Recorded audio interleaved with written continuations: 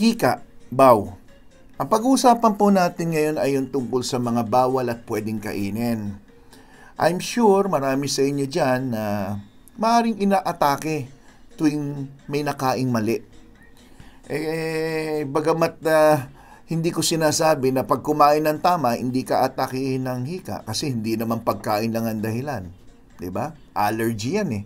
So ang asthma diet, ano ba yung mga dapat nating iwasan at anong dapat nating kainin? Bagamat hindi po ito para mawala ang inyong hika, kung hindi isa lang sa paraan na ma-manage natin na hindi kayo madalas atakihin. At kung maari, mabawasan na yan dami ng mga gamot na iniinom nyo at yung mga sinisinghot nyo dyan. Hindi singhot inhaler nebulizer no? Pero meron din singhot minsan kung may mga baradong ilong, binibigyan ng mga nasal decongestant, di ba?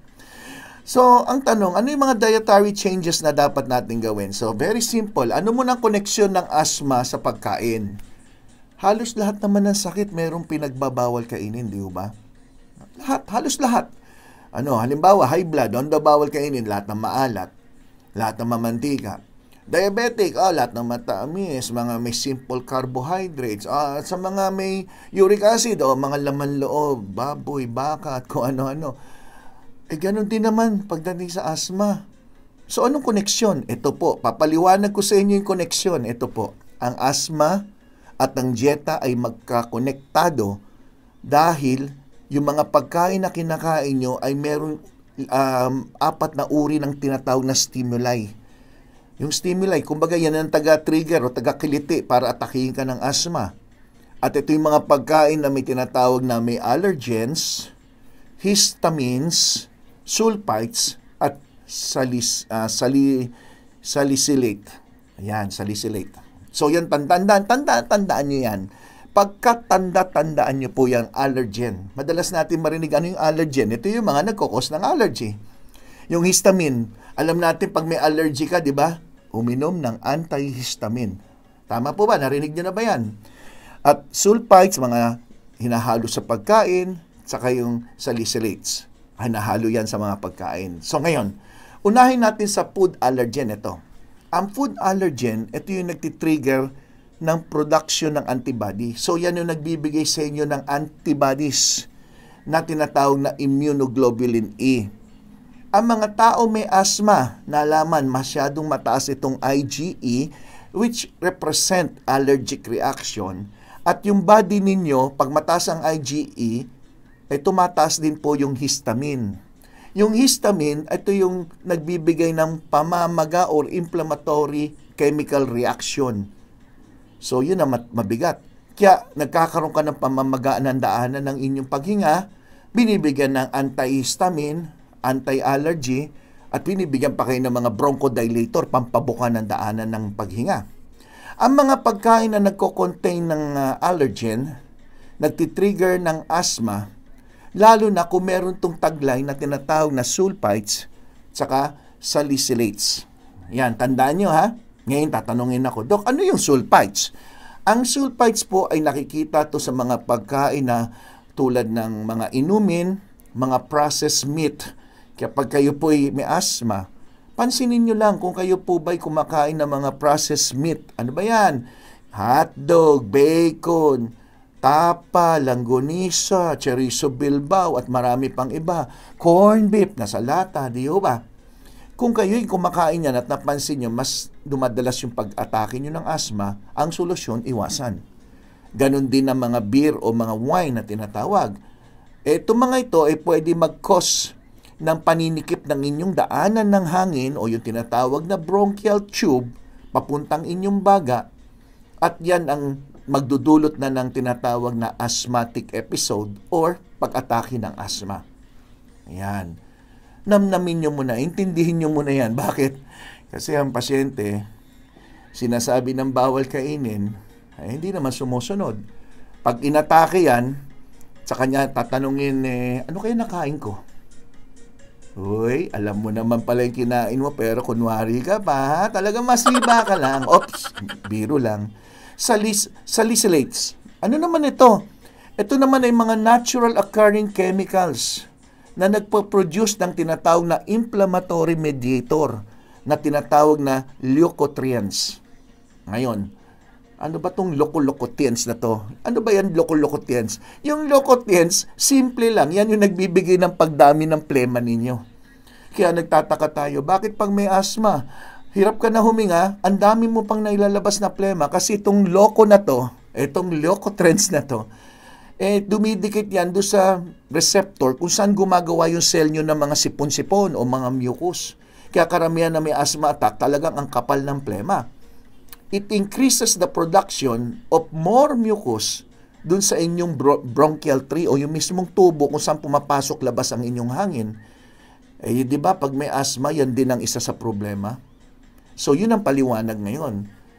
So, alam nyo na, allergen, histamine, ano pa?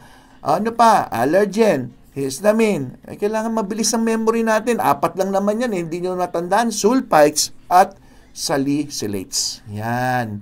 Pag nagpa-exam ako, ano yung 4 na meron sa pagkain na nagkukos ng asthma? Yun po ang sagot, ha? Anong malay nyo, mag-question and answer tayo, tapos pag nasagot nyo, may bigyan ko kayo ng libreng kotse. Hindi nyo masabi. Okay, batuhin ko kayo ng isang house and lot. Di ba?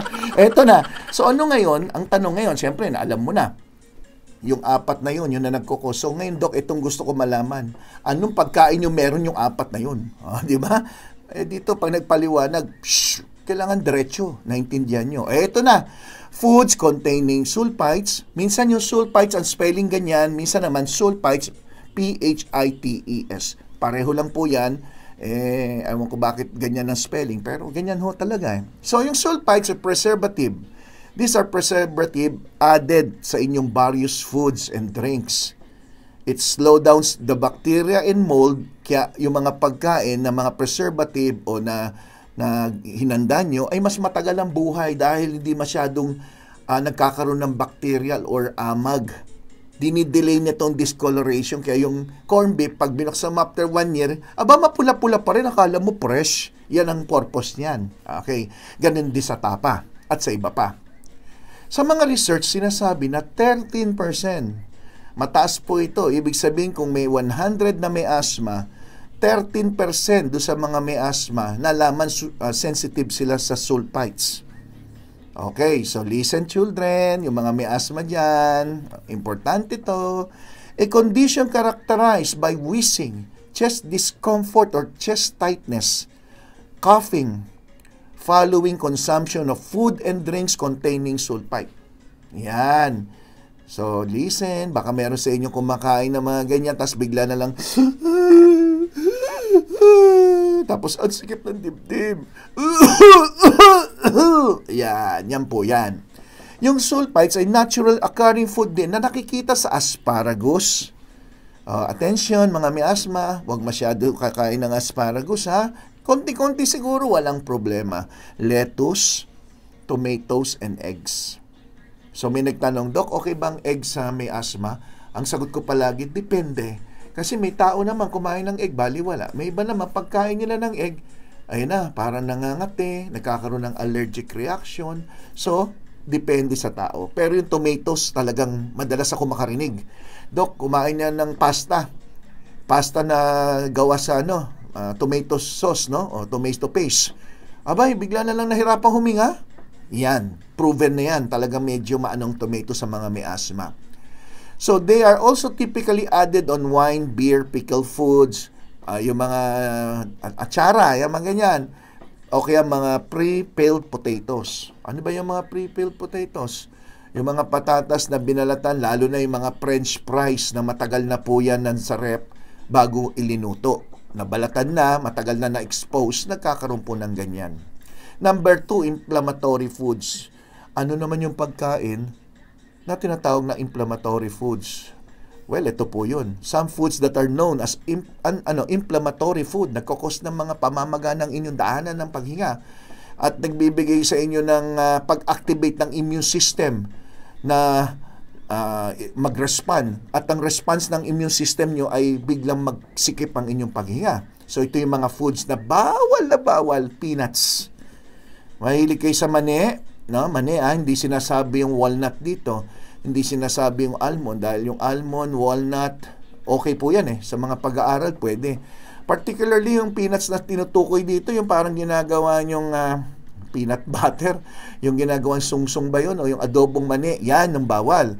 Recent research suggests people experience respiratory inflammation, allergic reaction, dahil dun sa protina ng mani na nagkukos nitong problema to.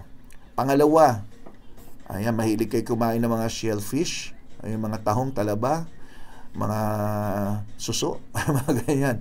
So, according to research, some people find that the immune system react adversely to certain protein found in the shellfish din. So, please, hinay-hinay lang, ha. The body assume this protein nagkukos ng allergen, nagkakaroon din ng inflammatory response, triggering asthmatic attack. So, ano yung isa pang mga halimbawa dito sa mga sinasabi inflammatory food? Ito na po, sige, isa-isahin natin. Mga salty foods, kasama na yung junk food na mga potato chips. Yung mahilig kumain ng potato chips, mahilig kumain ng mga tuyo, patis, yung mga sausaw patis, red and processed meat, so red meat. Trans fat, yung mga mantika na ginamit na paulit-ulit, mga lar, hindi pwede yan. Refined carbohydrates, kasama na rin po yung sobrang rice. Okay? Sugar, sweetener, sweetened beverages, yung mga mahilig ng mga energy drinks, sports drink, hindi rin pwede, pati soft drinks.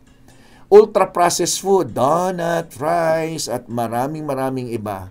Ito na lang para, ang sarap tingnan, no? Pizza, french fries. Ayun yung mani sinasabi ko. Nakita nyo po ba yung mani? Nasaan yung mani? Andiyan yung mani, oh. Mani, popcorn, hindi rin pwede pag may asthma. Burger, yun dahil doon sa mga processed meat na nandoon. Chips, nandyan na. So, yung picture na yan ay isang halimbawa. Kaya yung mga bata-bata na mahilig kumain sa ganyan at may asthma, mas mahirap pong makontrol ang inyong asthma. Number 3, ano yung food naman na may tinatawag na histamine? Ito. Ang histamine, mga pagkain na may histamine, nagkukos ng pamamaga at pagbuka ng inyong ugat. Kaya karamihan pa nag-allergy na mamaga at napansin nyo namumula. Di ba kadalasan yung tenga, mukha mapula. Nagdadilate yung mga ugat ninyo pag meron kayong kinain na may histamine. Yung mga may allergy, ha? Which can lead to symptoms of itchiness. Kaya yung pasyente may allergy, palaging nangangate. Napansin nyo may mga, swelling, kadalasan sa mata. Nandyan yung hives. Pag sinabing hives, parang may, mapa. Ano yung balat nangangapal? May mapa, yon. Watery eyes and running nose. Yan ay partner yan. Kaya pag may allergic rhinitis, allergic bronchitis, any form of allergic sa mga kinakain, nagkakaroon ng mga yan. The following foods can contain histamine. Fermented foods, lahat ng mga binuro, yung mga ganyan. Aged cheese, avocado. Pag may asthma, hindi ka pwede pala marami avocado dahil pwedeng mag-cause yan ng allergic reaction. Dried fruits, mga preserved dried foods na common pasalubong mula sa Cebu, yung mga dried mangoes, yan. Processed meats, meron histamine. So ano pa yung mga pangkaraniwan na histamine-rich food? Eto, sige, tingnan nyo na. Tofu, soy sauce, cheese, mushroom, chocolate, yeast product, sauerkraut, smoked fish, processed meat, nuts, seeds, foods with vinegar, sweetened beverages, fermented drinks, overripe fruits. Iwasan nyo rin kumain ng prutas sa sobrang hinog, lalo na saging at mansanas. Leftover mga sa fridge, yung matagal na iwan sa refrigerator na pagkain, nagkukos din yan ng pagtaas ng histamine. So, ang question, Doc, wala na yata ako makain. Ayoko na mabuhay. Goodbye, Earth, kasi ayoko na, wala na makain. Oops, hindi naman. Foods to eat, ito na. Ito na yung pwede nyong tsibugin ng tsibugin. Ito na. Number 1, mga pagkain na mayaman sa magnesium. Magnesium-rich foods ay nakakatulong sa mga may asthma. Research shows na yung magnesium act as a muscle relaxant by blocking calcium from building sa inyong muscle protein na tinatawag na troponin. Troponin C at myosin. Masyadong mahaba yung aking paliwanag kasi gusto ko maintindihan nyo kung paano nangyayari. Pero Sa makatuwid, isa lang ang ginagawa. Magnesium, nagre-relax the muscle para hindi magsikip ang inyong daanan ng paghinga. Period. Yan gusto nyo eh. Ang hirap sa inyo, pag ang isang doktor nagpapaliwanag na mahaba at kumpleto, ang daming kyaw-kyaw. Pag maiksi naman, ang daming kyaw-kyaw. Pag walang paliwanag, nagmumura na kayo sa doktor. Walang hiyang doktor yan, binayaran ko, di man lang ako. Dito pinapaliwanag lahat, ang dami reklamo. Haba ng oras, sayang ang oras. Pero kung malapit ka na mamatay, gusto mo extension. O eto, para maiwas na magkaroon ka ng severe asthma, di extension din to. O di ba? Then foods that are high in magnesium such as pumpkin seeds, dark chocolate. Good news yung dark chocolate pwede. Spinach, salmon. Yan ay maaari makatulong sa mga may asthma para mas makontrol o mamanage ang kanilang kondisyon. Pumpkin seed Okay, so ngayon, alam nyo na tinuturo ko na yan. Ngayon, ano pa ibang pagkain? Ito na. Mga pagkain na mayaman sa magnesium. Nabanggit ko kanina yung avocado may histamine, pero mayaman sa magnesium ng avocado. So, kung kayo kumakain ng avocado, siguro kalahati lang, okay naman yan. Pero pag marami, tataas yung histamine content. Pero yung magnesium, maganda yan. So, pumpkin seed, almond, onions. Okay din yung oatmeal, maganda. Spinach, dark chocolate, banana. Yan ang mga binanggit ko. Number 2, foods containing omega-3 fatty acid. Maganda rin. Mga pagkain na may omega-3. So, fish, lahat ng salmon, tuna, mackerel, maganda yan. Yung omega-3 fatty acid tumutulong na inhibit yung sinasabing excessive inflammatory mediators. So, kinokontrol niya yung pamamaga or inflammation. Yung omega-3 fatty acid. Kumain ka ng mga pagkain mayaman dyan, o kaya supplements ka na lang. May omega-3 na maganda, yung tinatawag na purified fish oil. Yan nabibili sa mga Mercury drugstore, yung tinatawag na Omega Gold. Yun mismo ang pangalan, Omega Gold. Mag-take ka lang yan 2 or 3 times a day. 1 capsule, 2 or 3 times a day, every day, with or without meal, pwede po yan. Try nyo. Ang fatty fish tulad ng mackerel, salmon, pati flaxseed, walnuts, chia seeds, maganda po yan. Mataas yan sa tinatawag na omega-3 fatty acid. Number 3, probiotics. Probiotics, di ba? Probiotics, binibigay yan doon sa mga ano yan tawag doon? Parang binabalik yung better digestion. So, nalaman sa pag-aaral na ang consuming probiotics can mitigate airway inflammation and prevent asthma episode. Ito ay base na po sa mga pag-aaral ang ginagawa ko. Yung sinishare ko sa inyo, sinasummarize ko lang. Number 4, alam nyo ba na ang luya, ginger, ay maganda rin? Bakit? May taglay na naman itong mga at yan ay nakakatulong to prevent asthma or to control asthma. So, ano yung meron sa ginger? Pinaliwanag ko pa. Kita mo? Ang hirap basahin, no? 6-Shogol and Cerumbone. Ayan. Hirap. Ano ba yung mga pangalan na to? Saan kaya galing to? Basta yung mga yan, ang sangkap ng ginger na tumutulong sa may asthma. So, anong gagawin? Ginger, pwede ka magpakulo ng tubig. Di ba? Ginger tea. Pwede naman kainin, ginger tea. Pwede yan. Makakatulong yan.